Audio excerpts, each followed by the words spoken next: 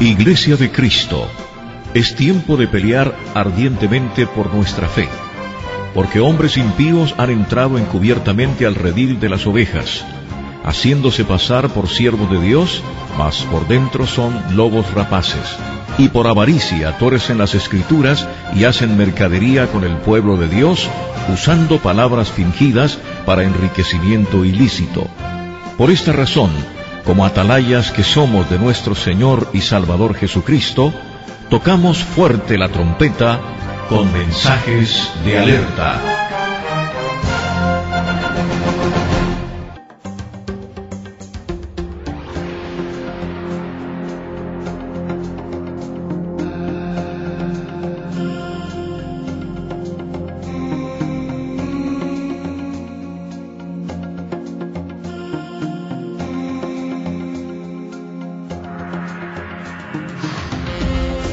El asalto a la razón.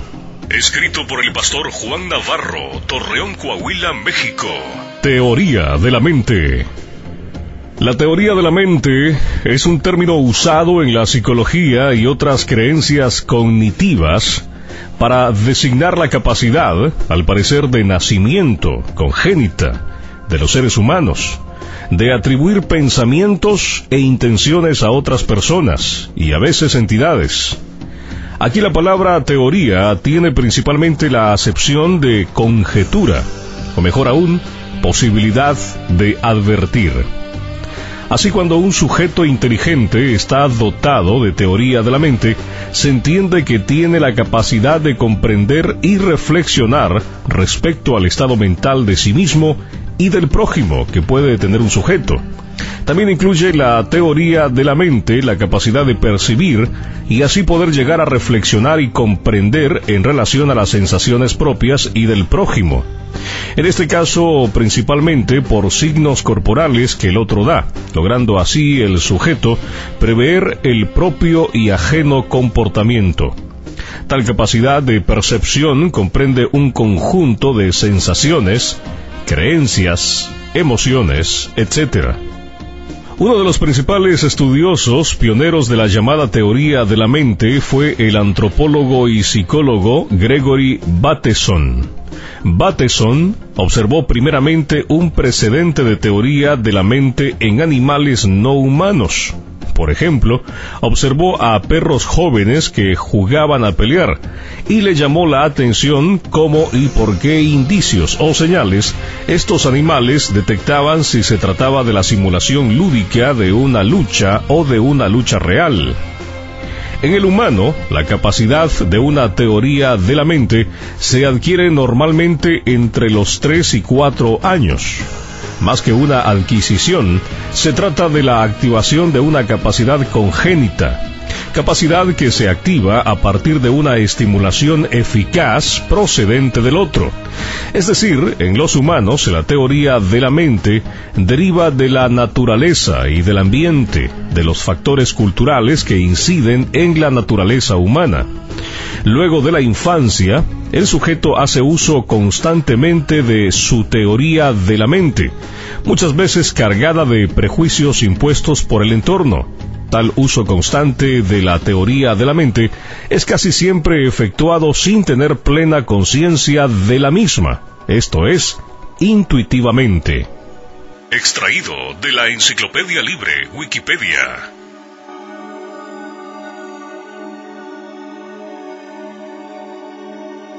Las capacidades del razonamiento humano. Leamos la palabra de Dios, Génesis capítulo 1, versos 26 y 27. Y dijo Dios, hagamos al hombre a nuestra imagen, conforme a nuestra semejanza, y señoree en los peces del mar, y en las aves de los cielos, y en las bestias, y en toda la tierra, y en todo animal que se arrastra sobre la tierra.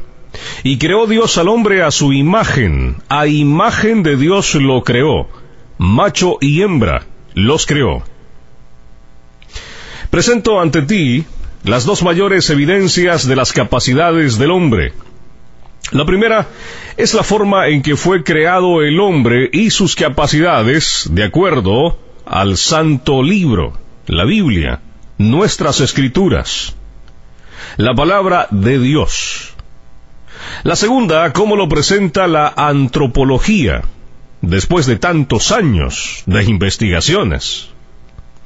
Cuando Dios planea y hace al hombre, dice, que sea conforme a mi imagen, a mi semejanza, y que señoree en la tierra, que la gobierne y la administre. Le da autoridad para estar por encima de los animales. Las mejores capacidades del hombre en su mente son razonamiento, pensamientos, sentimientos y determinaciones, actos como consecuencia de sus decisiones. Debemos agradecerle a Dios por habernos regalado estas capacidades, y en su deseo está que las usemos para nuestra bendición. Dentro del judaísmo, la religión de los israelitas, ellos tienen sus libros sagrados, la Torá, los Salmos y los profetas. Para ellos era y es importante saber cuál era y es el mandamiento más importante. Ellos vivían en el pacto de la ley, que era regulado por lo escrito en sus libros sagrados. Mateo, así como Lucas, nos dicen que fue un intérprete de la ley, un doctor de la palabra, quien hace una pregunta a Jesús, a lo que el maestro de maestros responde acertadamente. Leamos Mateo capítulo 22, del verso 37 al 40, y Lucas capítulo 10, del verso 25 al 28. Y Jesús le dijo, amarás al Señor tu Dios de todo tu corazón, y de toda tu alma, y de toda tu mente. Este es el primero y el grande mandamiento. Y el segundo es semejante a este, amarás a tu prójimo como a ti mismo. Y he aquí, un doctor de la ley se levantó, tentándole, y diciendo, Maestro, ¿haciendo qué cosa heredaré la vida eterna? Y él dijo, ¿qué está escrito de la ley? ¿Cómo lees? Y él respondiendo dijo, amarás al Señor tu Dios de todo tu corazón, y de toda tu alma, y de todas tus fuerzas, y de todo tu entendimiento, y a tu prójimo como a ti mismo. Y le dijo, bien has respondido, haz esto y vivirás. De estos mandamientos depende toda la ley y los profetas. Es muy importante para todos los que hemos creído en el Evangelio de Jesús y lo hemos recibido como nuestro Salvador y Señor, entender sus palabras, creerlas y practicarlas, a fin de obedecerle y heredar con él la vida eterna. No me refiero a las enseñanzas del judaísmo, sino a las palabras de Cristo Jesús en el nuevo pacto que estamos, y considerando que toda la Escritura es inspirada por Dios y útil para enseñar, redarguir, corregir e instruir en justicia. Segunda de Timoteo, capítulo 3, verso 16. Debemos saber que definitivamente estos dos mandamientos siguen vigentes. Dios quiere que le amemos con todas las capacidades que hay en nuestro ser, y que Él mismo puso en nosotros. Es cierto para el observador más simple, para las personas menos educadas, que Dios se ha dado a conocer al hombre, se ha revelado con el objeto de relacionarse con Él y llegar a ser su Salvador.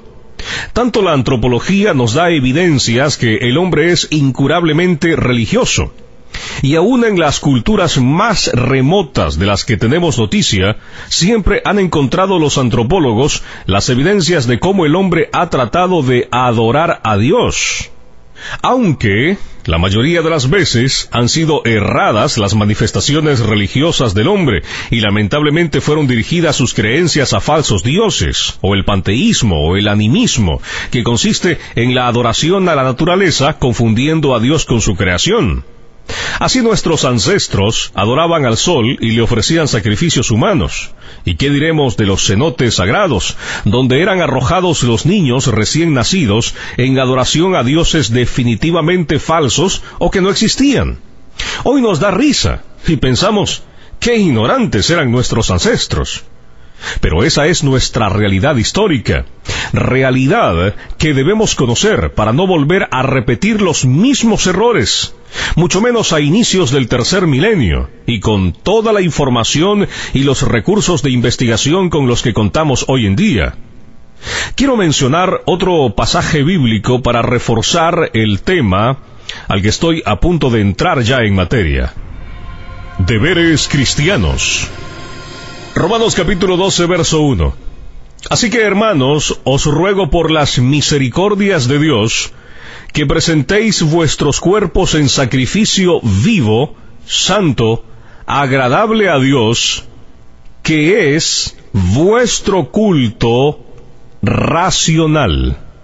Quiero hacerte varias preguntas muy importantes para entrar en el desarrollo de este tema.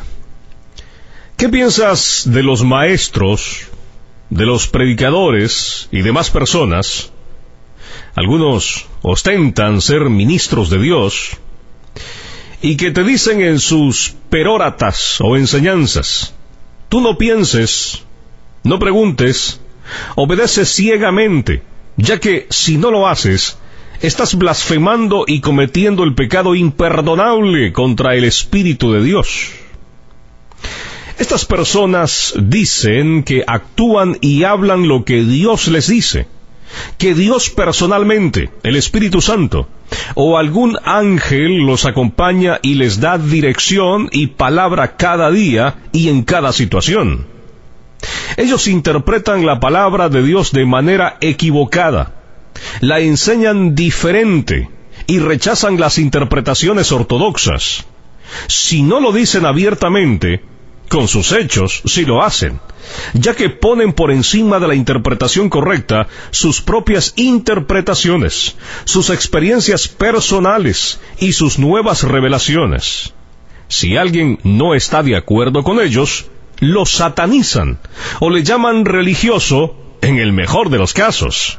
Uno de los peligros más grandes que hay dentro de la iglesia cristiana actualmente es la manipulación y el control mental del que son víctimas los seguidores de grupos sectarios.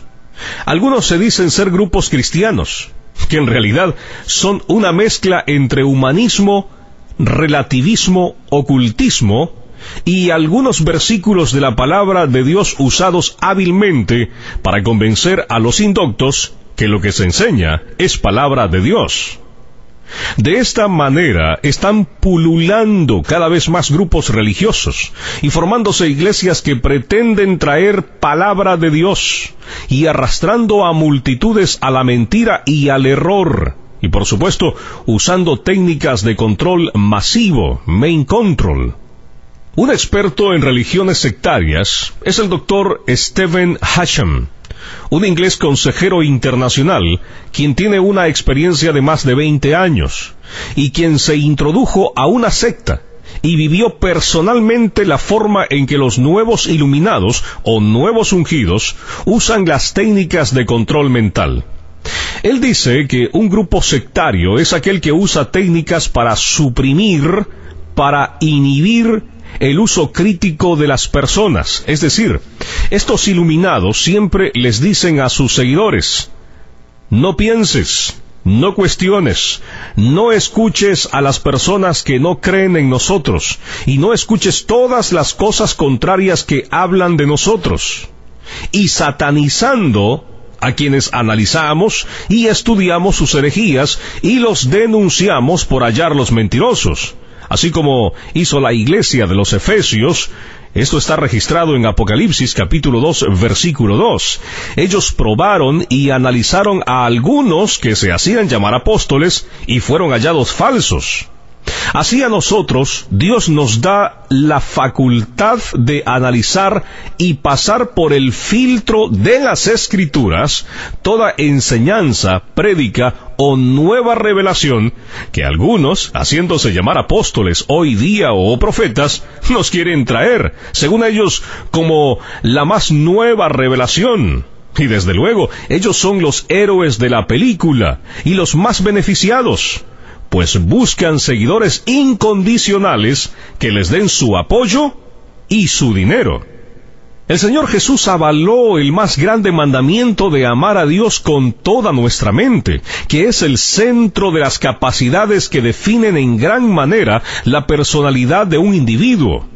Hagamos uso correcto de nuestra mente al pensar, analizar, reflexionar y tomar decisiones que siempre alaben y glorifiquen a Dios en Cristo Jesús, nuestro Redentor. El Espíritu Santo, usando al apóstol Pablo, nos enseña en Romanos 12:1 que Dios quiere que nuestro culto, o sea, nuestra manera de adorar a Dios, sea algo racional, algo inteligente. Entonces, surge la pregunta: ¿por qué muchos maestros, predicadores, ya sea sencillos o llamados apóstoles o profetas, nos dicen en sus peróratas, en sus enseñanzas, en sus prédicas, que el Espíritu Santo es irracional? Ya que se les ocurren cosas que van en contra de la razón. Estas personas constantemente hacen ridículos, como correr como locos en un servicio religioso, treparse a una silla, usar cualquier cosa inimaginable, usándola de manera irracional, y diciéndole a la gente: el Espíritu Santo me dijo que lo hiciera, créelo, incrédulo. Y es que, muy aparte de los hechos vergonzosos de estos autollamados ministros del Evangelio, aparte de todo eso, tenemos evidencias históricas. Por ejemplo, en 1978, en Guyana, un Jim Jones llevó al suicidio masivo casi a 1,000 personas. El nombre completo de este era James Warren Jones. Nació el 13 de mayo de 1931 en Estados Unidos de América y murió en el suicidio masivo el 18 de noviembre de 1978. Fundó la secta Templo del Pueblo. La muerte masiva fue por causa de una mezcla de limonada con cianuro en una granja aislada llamada Johnston, que significa pueblo de Jim, o sea, era su pueblo. En Guyana, país sudamericano, lugar al que lo siguieron los casi 1,000 americanos, se dice que Jim consumía drogas, había abusado sexualmente de las jovencitas y llenaba de amenazas a su gente para que no lo denunciaran, aunque no tenían con quién denunciarlo, ya que él era la máxima autoridad en ese lugar. Se cuenta que Jim creó una atmósfera de miedo entre sus adeptos y que el fin del mundo estaba cerca. Cometió muchos abusos contra derechos de libertad, derechos humanos, torturó a niños y violentó también los derechos laborales de los hombres, de las mujeres, etc. Todo eso desencadenó en el suicidio masivo al que llevó este falso ungido a la gente, y él mismo se suicidó de un balazo de escopeta en su cabeza. Amado pueblo, este es uno de los casos de fanatismo y sectarismo religioso más abominables del que se tiene memoria. Asesinaron a 250 niños. La policía encontró 913 cadáveres ese 18 de noviembre de 1978. Esos seguidores le habían entregado a este hombre, a Jim Jones, todas sus propiedades, todo su dinero. Le habían entregado a sus hijos. Sus mismas almas le habían entregado. Y vemos en qué terminó todo. Debemos aprender del pasado y de la historia. Este hombre Jim Jones se hacía llamar pastor. ¿Cuántos hombres hoy en día no se hacen llamar pastor? Se autotitulan. O la gente los elige, sin que el Espíritu Santo lo haya dicho e indicado. Este hombre, Jim Jones, luego de elaborar, de inventarse, de fabricar algunos milagros, logró que la gente lo idolatrara y lo llamaran Padre. ¡Qué barbaridad! Aquí quiero hacer un paréntesis para emitir un comentario muy personal. ¿A cuántos hombres y a cuántas mujeres que se hacen llamar pastores, o que la gente los ha puesto en un pedestal como pastores o como profetas o como apóstoles hoy en día, sus seguidores les llaman papá, padre, papi, con la excusa de que son mis hijos espirituales? Es mi padre espiritual, dicen los seguidores.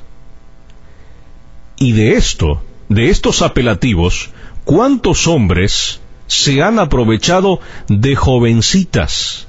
Las jovencitas, las doncellas que vivían en esa comunidad de Jim Jones, eran abusadas por este hombre sexualmente cuando a él se le antojara, y le llamaban padre, papá, papi. ¿Y cuántos hombres hoy en día se han aprovechado de ese apelativo de parte de sus seguidores, de parte de las jovencitas mayormente?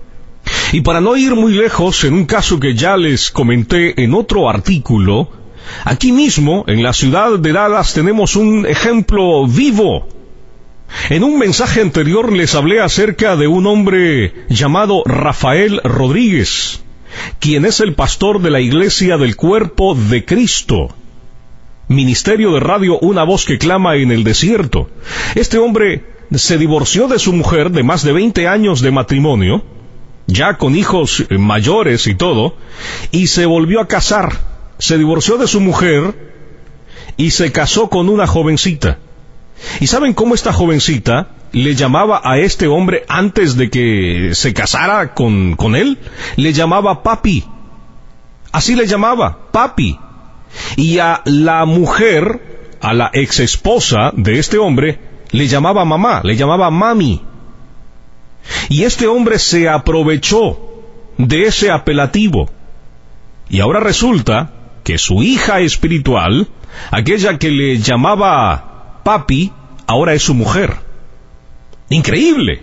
Y este hombre sigue pastoreando y sigue hablando del matrimonio como que si nada hubiese pasado, y sigue aconsejando matrimonios. Esto lo tenemos aquí, actualmente, en la ciudad de Dallas, Texas, Estados Unidos de América. Recuerden, el nombre de ese hombre es Rafael Rodríguez. Tengan cuidado con él. Pero sigamos con nuestro tema. Ese hombre Jim Jones también les había hecho creer a sus seguidores que era un Cristo encarnado. Fue en 1977 cuando se fueron de San Francisco, California, y se trasladaron a Guyana. Amado pueblo de Dios, amados ministros del Evangelio, amados pastores de Dios, debemos tener memoria, y que esto sea una lección para que no se repitan estos lamentables hechos religiosos sectarios que llenan de oprobio y de descrédito el ministerio pastoral y eclesial correcto. Fue escalofriante ver en la televisión las imágenes de toda esa gente tirada en el suelo después del suicidio. Y te pregunto, ¿dónde están esas almas? Ellos creían que vivían en un paraíso en la tierra de Guyana, pero al morir, sus almas fueron seguramente al infierno, por seguir a un falso ungido, a un vivales, que les dijo, no van a morir, van al paraíso de Dios. Y se quitaron la vida. David Koresh. Veamos otro caso más cercano. El día 28 de febrero de 1993, el BATAF, Departamento de Alcohol, Tabaco y Armas de Fuego de los Estados Unidos, lleva a cabo una redada en el rancho de los Davidianos, en una zona rural cercana a Waco, Texas. Ellos tenían noticias que allí había armas de fuego.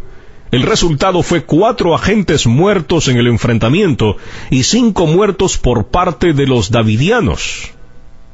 Por 51 días se estuvo tratando de entrar y terminó todo el 19 de abril, cuando todo fue consumido por las llamas, muriendo entre 72 y 86 personas, hombres, mujeres y niños, incluyendo a David Koresh. La policía tenía noticias que Koresh había abusado sexualmente de las jovencitas, ¿ve? Se repite otra vez, ¿no? El mismo asunto.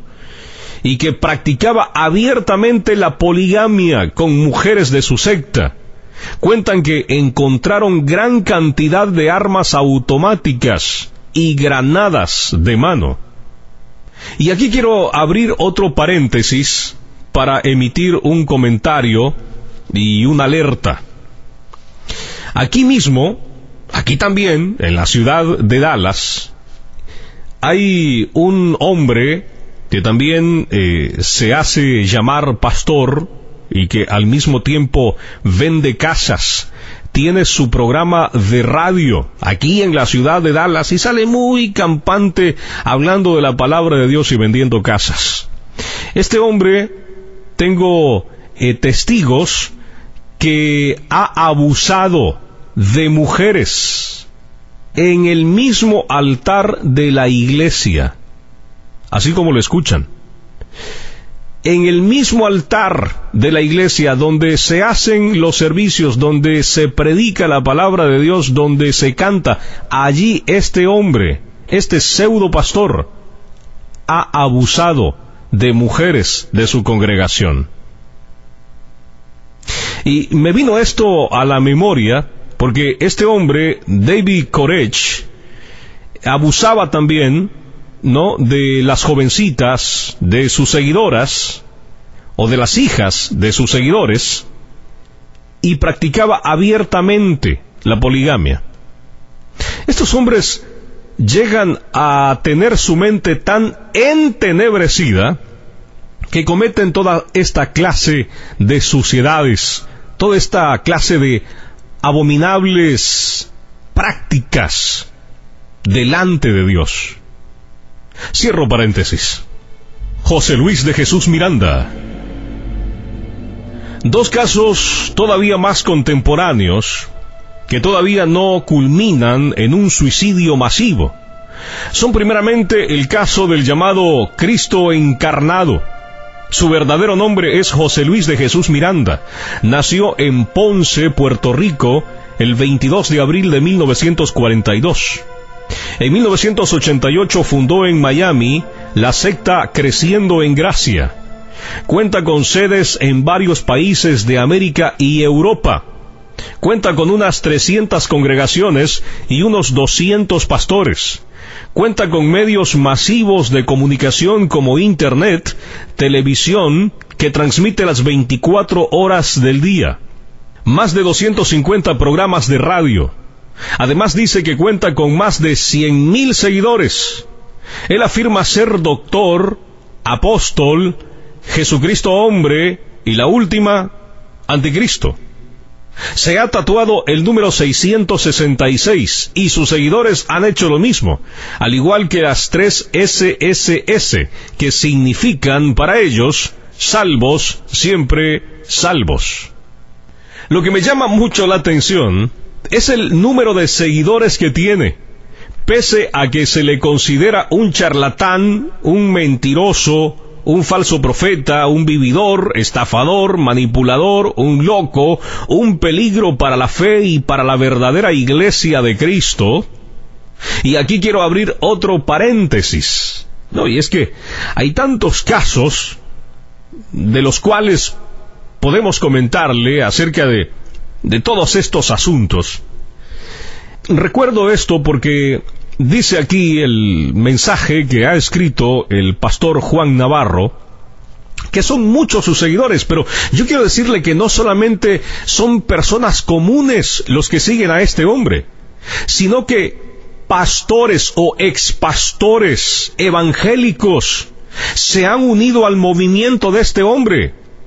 Aquí en el estado de Texas, en la ciudad de McKinney, a unos 45 minutos de donde yo vivo, un pastor de nombre Abner Murillo hace años, abandonó su congregación, abandonó a su familia y se fue al estado de la Florida para unirse al movimiento de este hombre José Luis de Jesús Miranda.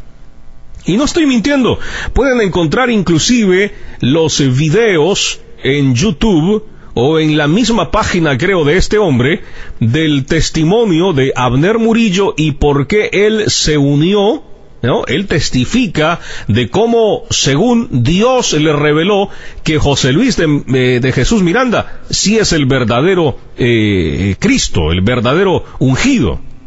Terrible todo esto. Cierro paréntesis. Este hombre, José Luis de Jesús Miranda, afirma ser doctor y ni siquiera terminó sus estudios básicos de secundaria. Él dice ser apóstol, pero el número de los 12 hace mucho se completó. Él dice ser el Cristo encarnado, pero Dios no comparte su gloria con nadie. Su divinidad solo está entre el Padre, el Hijo y el Espíritu Santo. La vida de este ungido, porque sí ha sido ungido, pero por los demonios, por los espíritus del anticristo.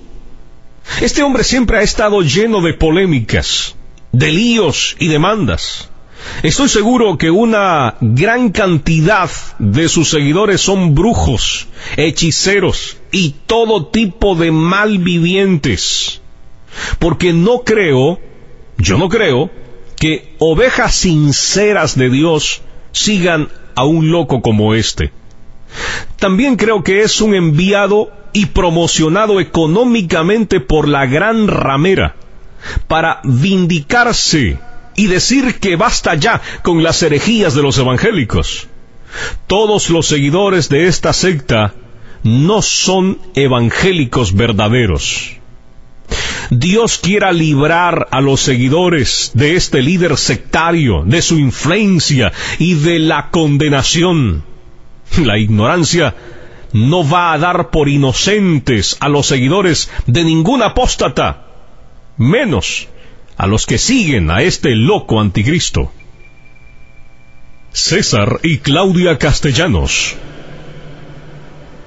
Otro caso es el de César Castellanos y de su mujer, líderes de la secta G12.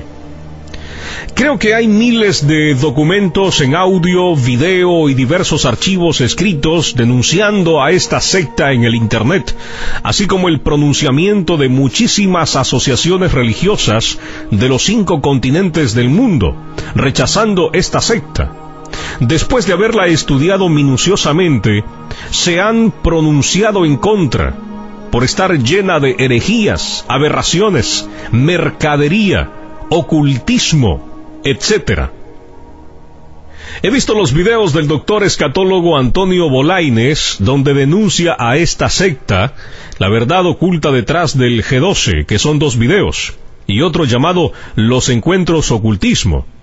He leído el libro del doctor Hiram Almirudis, César y Claudia Castellanos, Siervos de Dios o Profetas Falsos, también el escrito por Daviel de Paz, pastor bautista. He escuchado el testimonio de Ámbar Díaz, esposa de un líder del G12. Es impactante e increíble lo que revela el testimonio.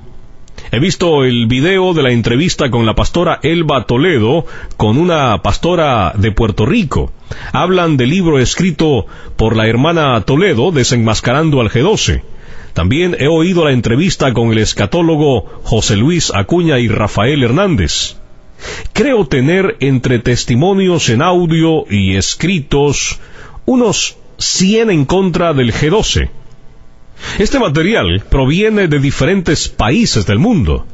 Quienes defienden la secta G12 dicen que es envidia, que por el gran éxito que este método apóstata tiene, sus detractores envidian sus logros.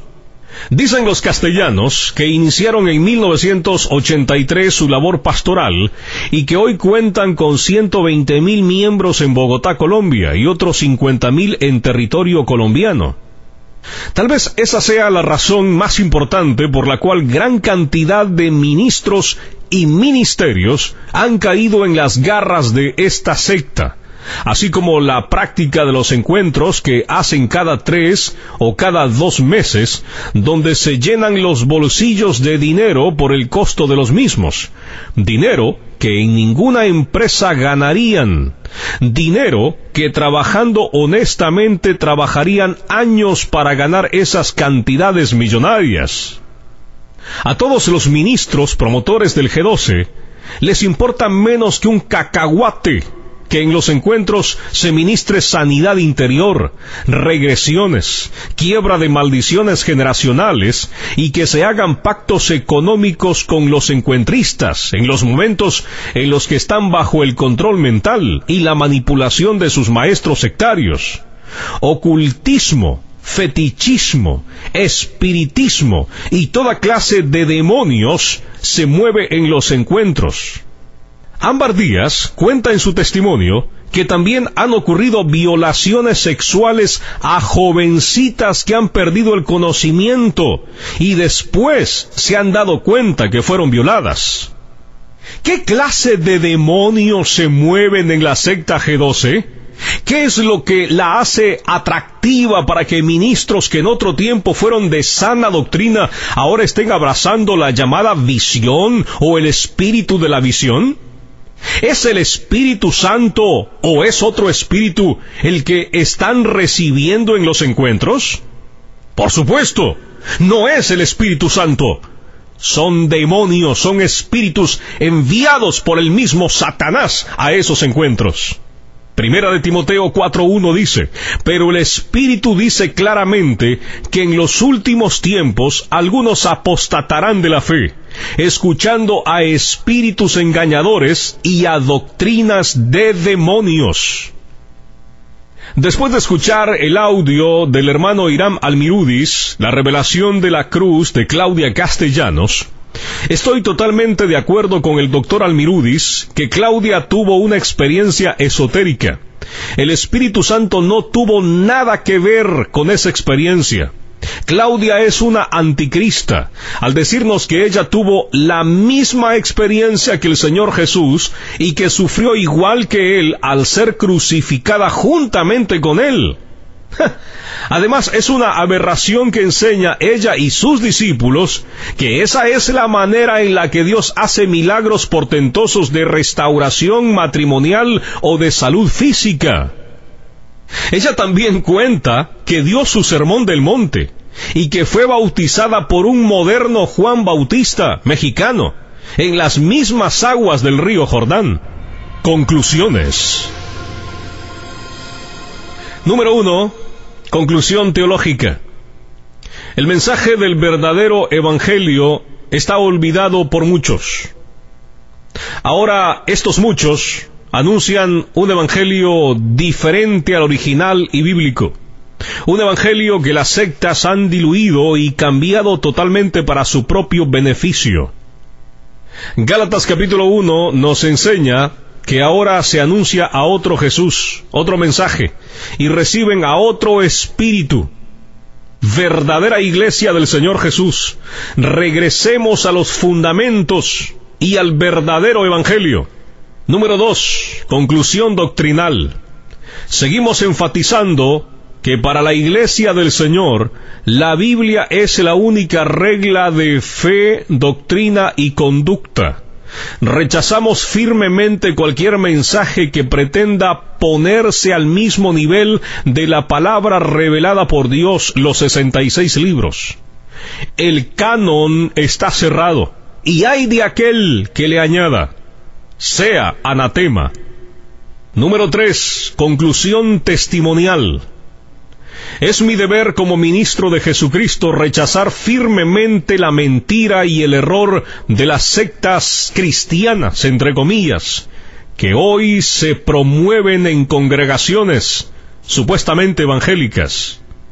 Primera de Timoteo 3:15, para que si tardo sepas cómo debes conducirte en la casa de Dios, que es la iglesia del Dios viviente, columna y baluarte de la verdad. Debemos seguir siendo como iglesia de Dios una columna y un baluarte de la verdad. Número 4, conclusión histórica. Siempre en la historia de la Iglesia se ha luchado en contra de la mentira, del error, de las sectas que han pretendido destruir la verdadera Iglesia de Cristo y no lo han logrado. Como tampoco podrán estos nuevos vientos de doctrinas destruir al verdadero remanente del Señor. Lean por favor todo el capítulo 1 de Judas. Número 5. Conclusión apologética. Ni el humanismo, ni la psicología, el pragmatismo, la nueva era, el pensamiento positivo, la nueva reforma apostólica, el nuevo pensamiento de Pablo, el movimiento de fe, los carismáticos, el MCC con su falsa adoración, así como muchos otros grupos y formas de apostasía moderna que golpean a la Iglesia del Señor, lograrán que la verdadera Iglesia de Dios sea desviada de su razón de ser. La cizaña que ahora está creciendo en las iglesias juntamente con el trigo, viene el día en que el Señor mismo quitará y mandará quemar en el fuego que nunca se apagará. Huye por tu vida, hermano, siervo de Dios, amada Iglesia, despójate de todo peso, no solo de pecado, sino también de error, de herejía, de apostasía. Pide a Dios auxilio para rechazar la mentira. Busca una iglesia donde se enseñe la verdad y donde se rechace la mentira. Huye de iglesias falsas y de ministros y ministerios falsos. El tiempo final se acerca y el que persevere hasta el fin será salvo. Termino con las palabras de Judas. Luchemos ardientemente por la fe que nos fue confiada.